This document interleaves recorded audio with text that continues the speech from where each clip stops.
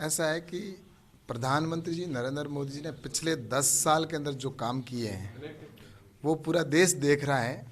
और चाहे वो गरीब कल्याण की योजना हो, चाहे इंफ्रास्ट्रक्चर की दृष्टि से काम किए हों, भारत लगातार तरक्की कर रहा है। और आपने देखा होगा कि इकोनॉमिक दृष्टि से भी देखा जाए तो भारत 10वें पायदान पर था, जो आज 5वें स्थान पर पहुंचा है। और वर्ल्ड में सबसे ज़्यादा अगर इकोनॉमिक दृष्टि से कोई ग्रोइंग करने वाली अगर कंट्री है तो वो देश भारत है। तो इसलिए प्रधानमंत्री जी ने जिस तरह से काम किया और गरीब कल्याण की योजनाएं बनाई और आम व्यक्ति का दिल जीतने का जिस तरह से काम किया है और जो सपने थे हमारे वो पूरे किए हैं, चाहे वो धारा 370 को हटाने की बात हो, चाहे भगवान श्री राम का मंदिर अयोध्या में भव्य बनाए, तो ये सारी चीज़ें निश्चित रूप से जनता के दिलों में हैं।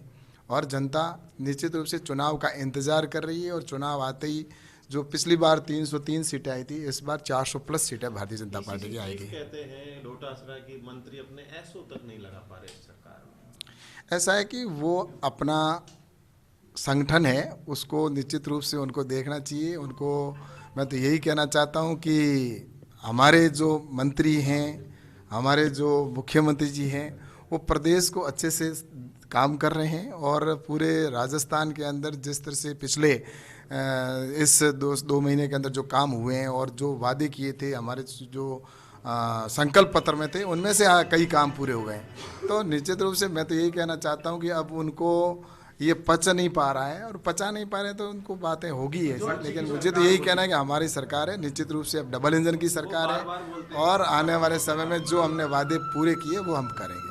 वो तो जो सांसद लोकसभा चुनाव हार गए, क्या उनको पार्टी टिकट देगी? ऐसा है कि पार्टी के अंदर निर्णय होता है, वो सर्वसहमति से निर्णय होता है। और निश्चित रूप से जो निर्णय होगा वो आपके सामने आने वाले समय में देखने को मिलेगा। Thank you.